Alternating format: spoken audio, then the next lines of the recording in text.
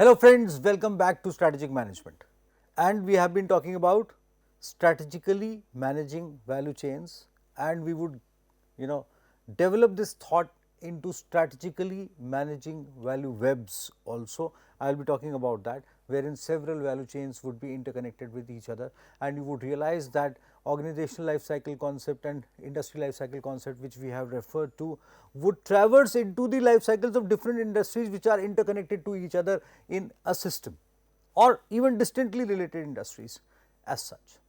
This morning in one of my classes, one student talked about technology adaptation stages by different industries, wherein technology industry is actually moving very fast, the software technology I am referring to, and then that traverses into the usage in different industries.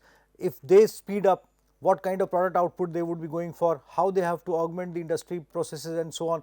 Those kind of things are deeply interconnected and have to be dealt with in a structured approach with a perspective which one has to develop in due course of time, that we will be doing in any case. Up till now, we have built up a story, we have built up a case around so many things which have now given us a view of that we have to manage ultimately value chains with the help of strategy, and strategy is a long term path broken into short term steps called strategic steps. We are following the vision which we have, and then there is a business vision, mission, objectives, goals, and that is what we have been talking about. Environmental factors we have discussed about, and alongside we have tried to put up red oceans and blue oceans in contrast to and in relation to each other. Now we are moving ahead towards understanding what is strategic entrepreneurship. Strategic entrepreneurship is a characteristic, a trait, an ability, a capacity, a capability, a competence which we have talked about. We have talked about all these terms in due course of time. It is all about finding opportunities and capitalizing upon those opportunities and managing the situation through which we can keep on capitalizing upon such kind of opportunities. It is all about that. Let us see how. Let us see what are the elements which we should be thinking in terms of as far as strategic entrepreneurship goes. You see, let us dwell briefly into what the word entrepreneur means, and we are referring to Wickham Strategic Entrepreneurship 2006 by Pearson Education. The author talks about an entrepreneur with a perspective of that the author says that it's a widely used word both in everyday conversation and as a technical term in management and economics. That is how the situation starts. You all know that briefly, but let us reiterate few of the elements, because we have to associate this kind of a thing with opportunity, opportunity seeking characteristic, and then strategic entrepreneurship with reference to strategically seeking opportunity and strategically managing that opportunity and capitalization of that opportunity. Its origin lies in 17th century France, where an entrepreneur was an individual commissioned to undertake a particular commercial project by someone with money to invest. Simplistic term. Offering a specific and unambiguous definition of the entrepreneur presents a challenge. Now here author cautions us that offering a specific and unambiguous definition of the entrepreneur presents a challenge. This is not because definitions are not available, but because there are so many. It is all about a perspective which one has to build upon these kind of terms, basically how to look at this term entrepreneur with reference to an individual as someone who is steering the show himself or herself, developing products or generating or developing organizations, and individuals who are within those organizations strategically looking for opportunities to be capitalized upon. Entrepreneurship is characterized by particular approach to wealth creation. Now that is where the differentiation comes in. It is characterized by a particular approach to wealth creation. What kind of a business model you are looking for into the development of a product or the complete industry itself, and how would you generate wealth around that. Google had a specific kind of an entrepreneurial model associated with itself. Nescafe had a very specific kind of entrepreneurial model associated with itself, and so on. there are several kinds of models which you think in terms of characterized by a particular approach. Recognizing this gives us three directions from which we can develop an understanding. The entrepreneur can be considered as a manager undertaking an activity. As I said, we are looking into the entrepreneurial traits within the organization. That is, in terms of particular tasks they perform and the way they undertake them. The specific style of managers to take up tasks, definitely opportunity is at the backdrop. Then the second element, the entrepreneur can be considered as an agent of economic change, that is, in terms of effects they have on economic systems and the changes they drive. On one side, how do they perform particular tasks? So, that is very specific, task specific aspect.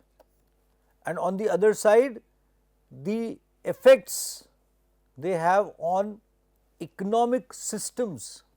Now, it is the larger kind of an effect which the author is referring to, and the changes they drive. So, that a person can be an entrepreneur with the perspective of a person can demonstrate an ability of driving an economy. Can we think in terms of leaders, administrative leaders, business, political leaders as entrepreneurs also? They may have entrepreneurial characteristics. For example, you would find historically many ministers and bureaucrats, they have demonstrated the ability of leading organizations and even economies into benefits and development as such, with through their entrepreneurial approach, opportunity seeking approach. We have several kinds of such examples. So, entrepreneurship traverses into being a trait, a characteristic, as I said. And then the entrepreneur can be considered as an individual also, that is, in terms of their psychology, personality and personal characteristics. So, psychology, how do you think, what is your personality and personal characteristics, including peculiarities in cognitive strategy and style. Individualistic perspective of where are the opportunities and how to capitalize upon such kind of opportunities. And this is where strategic entrepreneurship comes in. So, it traverses into strategic management and entrepreneurship. It is an amalgamation of and this we are referring to from Ireland hit Sermon DG, a model of strategic entrepreneurship, the construct and its dimensions, Journal of Management. The point here is that authors have conceived strategic entrepreneurship as an amalgamation of strategic management and entrepreneurship. Strategic management we have been looking into with a progressive structural approach by discussing several kinds of terms and concepts associated with strategic management up till now. So, all those things, including when include this entrepreneurial characteristic and trait, that is where strategic entrepreneurship comes in. So, here it is a link up between that characteristic and the art of strategic management. So, if one has entrepreneurial characteristic and one knows how to execute, how to form and execute strategies, that is where strategic entrepreneurship comes in, which is very important, because you see many a times people are good managers. They can conceive a pathway, they can think in terms of achieving objectives within a certain frame with, let us say, red ocean or blue ocean perspective as such also. Many a times you would realize that they are doing good jobs and they have done so, they have done well, exceptionally well in due course of time. But many a times you would realize that they have been overlooking or somehow they have been overlooking opportunities, or somehow they have not been capitalizing upon the opportunities which evolve now and then in front of them, and they keep on either they do not look at those, they are unable to look at those, and they keep on doing well whatever they have been doing. And some others, they keep on picking up those opportunities and cumulatively taking those opportunities into stride and putting up those things into whatever they are doing, and then propelling it in due course of time. That idea, that perspective of value innovation, we have talked about those kind of things. So, looking at anything with the perspective of an opportunity, where that is where you capitalize upon that opportunity as value innovation, and that is the point. So, Strategic management evaluates, let's see how this amalgamation works and how authors demonstrate that. Strategic management evaluates a firm's efforts to develop sustainable competitive advantage and considers them as determinants of their ability to create wealth. That is what precisely we have been talking about. Competition in the form of competitive strategy, benchmarking, learning to consistently outperform competitors, strategic position and so forth forms the basis of many strategic management perspectives as demonstrated by Eisenhardt and Schoenhoven, and we have been talking about that through Red Ocean and Blue Ocean. So, that is the whole sphere which we are trying to build up our case upon. The second element of entrepreneurship, now let us try to collate both of these elements. Entrepreneurship on the other hand holds opportunity recognition in its heart, and that is precisely the point which I am trying to make in front of you, and authors have demonstrated that it holds opportunity recognition at its heart. The key aim of entrepreneurship is to seek answers to the questions of why, when and how opportunities for the creation of goods and services come into existence. What would you be creating and when would you be creating that? How are you looking at these kind of things with the perspective of opportunities? I would be demonstrating several kinds of case studies wherein we have done several kinds of experiments in Himalayas, wherein we have found out opportunities from, let us say, forest bioresidue and those kind of things.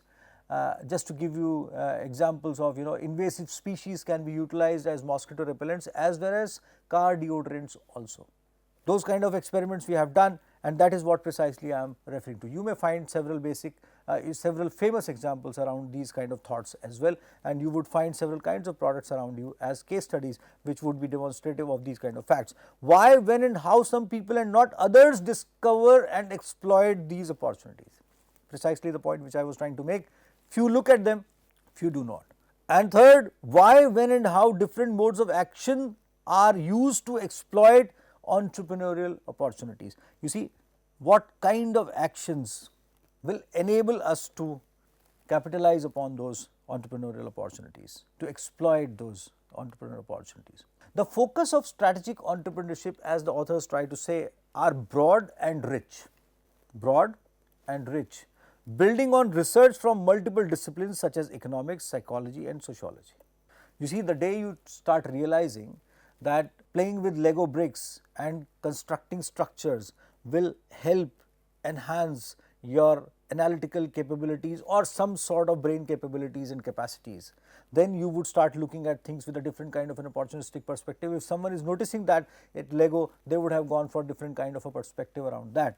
For example, ambidexterity enhances brain capacity. If somehow that kind of a relationship is there, I am not no scientific expert and I am not giving you a clue that it happens like that, no, it is just a thought. If somehow it happens, then it brings in a different kind of an opportunity for someone who can propel that kind of a business altogether. So, economics, psychology and sociology along with other sub-disciplines in management including organizational behavior and organizational theory. And why only to organizational behavior and organizational theory? It may go beyond as well. As I told about composites, I told you about composites, for example, plastic and wood mixing now can enable a different kind of an opportunity in terms of developing a different kind of a business through a different kind of a material as such. And as I referred to, carbon black in terms of different kinds of things basically which we have been talking about. So, there are several kinds of elements in terms of searching for opportunities, and that is where strategic entrepreneurship comes in. You think of a material which can enable something basically. For example, if we developed a fuel out of pine needles, leaves of pine, and we converted those leaves of pines into briquettes, and those briquettes can be utilized by sugar mills for their energy needs, and sugar mills can spare bagasse can be used for paper manufacturing without harming the trees and the wood, and carbon emissions would be low and carbon credits can be earned out of those kind of things. If we look into this application based value chain basically as an opportunity, it is a huge opportunity, and that is precisely right now we are doing at Indian Institute of Technology, Roorkee. Me and my group, we are trying to think in terms of how to percolate that to the deepest of the corners of this country. We have already demonstrated the processes, we have already taken the patents and so on. We have done everything with regards to this kind of an opportunity. This is with reference to a personal experience I am sharing with you how strategic entrepreneurship works. So, strategic management and entrepreneurship are concerned with creating value and wealth. And I would be demonstrating that case study someday to tell you, how blue oceans work. We have tried and experimented those kind of things, and I would be going for, demonstrating probably some videos if we find time, or I would be giving you strong references on that. So, how blue ocean works, how you can be environment friendly as such. We have talked about, those kind of things wherein environmental sustainability and business sustainability work together. How we can develop new kinds of value chains, how we can find strategic entrepreneurship and opportunities within a very small sphere, and how we can imagine the complete structure out of that, so that so many people can be included in that and a complete larger structure can evolve out of that. It just depends upon how well you pursue that, how you actually sort of structuralize that, capitalize that. Entrepreneurship contributes to a firm's efforts to create value and subsequently wealth primarily by identifying opportunities that can be exploited in a marketplace. That is one. Strategic management contributes to value and wealth creation efforts primarily by forming the competitive advantage that are foundation on which a firm competes in a marketplace. We have talked about that. Therefore, entrepreneurship involves identifying and exploiting opportunities, and strategic management involves creating and sustaining one or more competitive advantages as the path through which opportunities are exploited.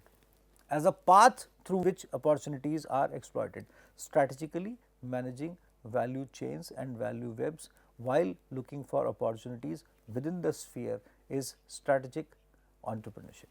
And when we are managing strategy for capitalizing those kind of opportunities, that is what precisely authors are referring to with reference to strategic entrepreneurship as well as strategic management.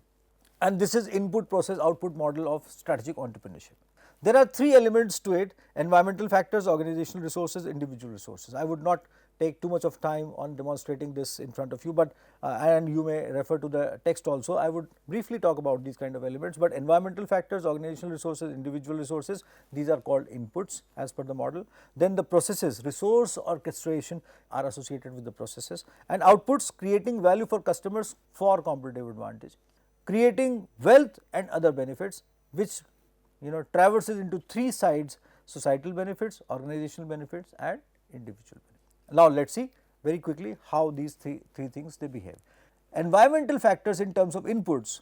A firm's external environment affects its ability and the ability of individuals to discover or create opportunities, and subsequently their ability to exploit those opportunities as a foundation for competitive success. When we were looking for how forest bioresidue can be neutralized, that means eliminated from the forest floors. So, our thought process was going towards disposal systems to be generated around that. Then we started thinking in terms of how to utilize that, and that brought us to a different kind of a perspective, wherein we started thinking in terms of opportunities associated with utilization of forest bioresidue, especially pine needles.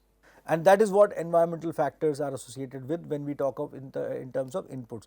Huge 5 million tons of pine needles every year are shed by pine trees in northwestern Himalayas. It is a huge source of forest bioresidue based fuel, which is low in terms of as far as carbon emissions go and high calorific value. I am no expert on these kind of terms, but still just to give you an idea what kind of heat intensity it may have, and it may do that with less of contribution in as far as carbon emissions go. Organizational resources. Major inputs for strategic entrepreneurship include firm structure, culture, capabilities and leadership. What kind of and then we have talked about these kind of things: culture, values, capabilities, leadership. So take it that way, revisit those lessons. Individual resources. These includes the skills, knowledge and entrepreneurial mindset of individuals within the organization. How entrepreneurial your team is, what kind of opportunity seeking characteristics they have. Process. While inputs in the form of resources are important, it is also vital to manage them effectively.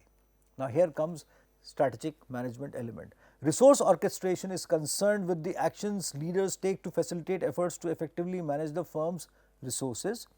Major actions in resource orchestration include structuring the firm's resource portfolio, bundling resources into capabilities, leveraging by mobilizing the resources and capabilities, creating value for customers and achieving competitive advantage. We have talked about these things with different contexts and different references.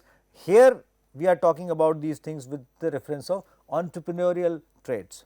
Output. Creating wealth is one of the key outputs of successful strategic entrepreneurship. However, there can be other forms of benefits. Individual benefits can be there. Entrepreneurs can gain many individual benefits including satisfaction, learning from their ventures, and can even help in realizing self-actualization. People are working in northwestern Himalayas, doing good for themselves and the environment and the people around by engaging local communities for livelihood generation in different kinds of vocations and different kinds of professions around them. Societal benefits. Strategic entrepreneurship provides many benefits for the society by enhancing economic growth, creating jobs and improving quality of life among others. When we started using pine needles for converting them into forest bioresidue based fuel or energy, source of energy, so many people became micro entrepreneurs because we developed a portable machine, manual portable machine, which we took there and brought in people to use that machine for converting pine needles into pine briquettes for being utilized as a source of cooking as well as heating at all the levels. And if we go for a cumulative large produce of those pine needles, those can be utilized by the industry as such also. So, you see, there several kinds of societal benefits were observed by us. Livelihood was rejuvenated in many cases when people did not have livelihood. Spare livelihood was generated, and even reverse migration was observed when people started coming back from cities and they started adapting that profession. Organizational benefits. Creation of new technology, innovation and organizational learning are key benefits out of when we talk about input, process, output model of strategic entrepreneurship. Now, questions are to be asked when designing our business. Value creation based questions, which is related to position in the marketplace. Who are you serving? We asked this question when we started thinking in terms of what kind of customer we would have in terms of pine briquettes go. Who would be using these briquettes? First was that local people around us would be using those briquettes, but why would they use that? They are already accustomed of using coal, wood and gas, cooking gas. Why would they be going for an extra mile to use this?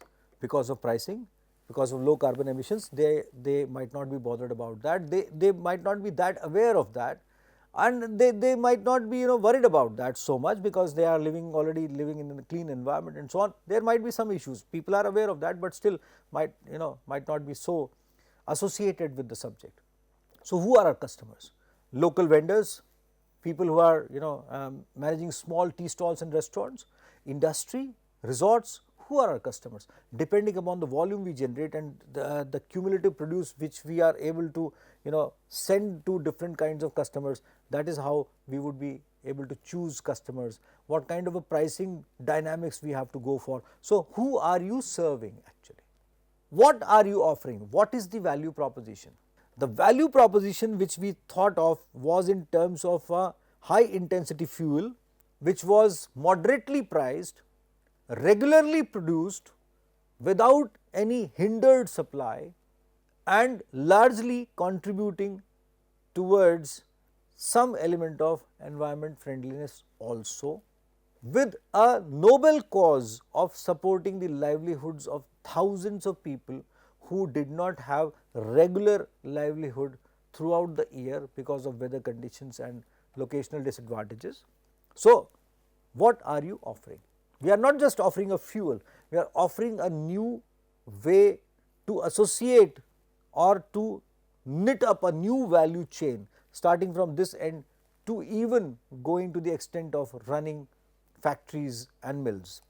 Value delivery, operating model, combination of signature practices. How are you able to deliver that value? The major question is how you would bring people on board to look at the opportunity which you find as an opportunity. You are finding it, that there is an opportunity somewhere and we can capitalize upon that. But how would you bring people on board on the same page for doing the same thing, or believing in the same thing basically? How would you bring them on board? That is a tough question. That is an important kind of a thing wherein people should believe you, and your conviction, while you actually make them imagine that this is an opportunity and can be capitalized upon, is where, how are you able to deliver that depends upon this kind of an aspect. Value capture, source of uniqueness. Why won't it be copied? Many people asked me this question when we were developing pine needles into. Pine needles are the leaves of pine trees which are shed by pine trees from March to May every year in millions of tons, and they can remain on the forest floor for large many months because they have large oil content, and they are the major cause of forest fires everywhere. And people want forest floors clean not just because they want to stop forest fires to occur, but also they want land for the grazing needs of their animals and for growing vegetables and food for the adverse seasons of snow season, or let us say high strong winter seasons and so on. So, this is how. So, people asked me several times, why won't be people able to capture or to copy whatever you are doing. One, we created a system which was very thin, completely manual system wherein per machine association was in terms of less number of people, and they would generate an optimized output for supporting themselves healthily and comfortably for whole of the year. And the cumulative produce would be brought in for different kinds of usage wherein we enable the market through mobile application. So, that is where, so that is what I always used to answer, that if I would mechanize this system in terms of utilization of fossil fuels or electricity for running these machines to raise the output per machine, then it would be a problem. And that is how I conceived the situation wherein I said that we should be putting up association of larger number of people with large number of machines, so that a cumulative value chain could be created, not enhancing output per machine. And that is why no one would try to enter into this, because larger number of people would be associated with larger number of machines in a cumulative fashion, in a community kind of fashion. What if, people ask me, what if people would do it themselves, they would convert that into an electrical option?